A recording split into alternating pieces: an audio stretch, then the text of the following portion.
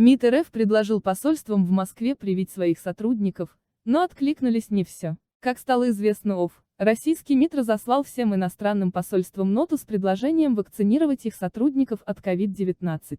Речь может идти о вакцинации 12 тысяч дипломатов и членов их семей. Посольства СНГ, Азии, Африки и Латинской Америки уже начали направлять сотрудников на прививку. О том, что МИД предложил всем работающим в России иностранным дипломатам сделать прививку от коронавируса, рассказали сотрудники сразу нескольких посольств. Эту информацию подтвердили и в самом министерстве. Практика приглашения дипломатического корпуса к вакцинации против коронавирусной инфекции распространена во многих государствах.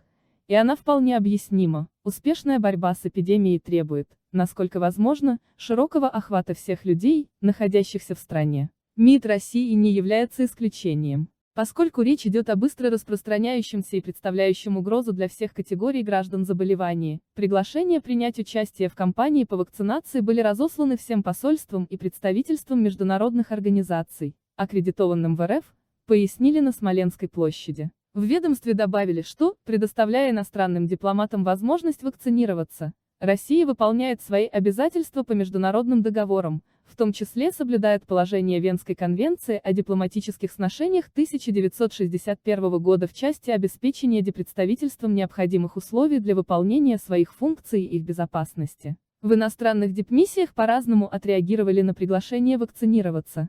Представители большинства дипмиссий стран-членов ЕС, однако, рекомендуют своим дипломатам дождаться официальной регистрации российских вакцин Европейским агентством по лекарственным средствам. Посол США спутником ВИ прививаться не будет, но его сотрудники якобы не против.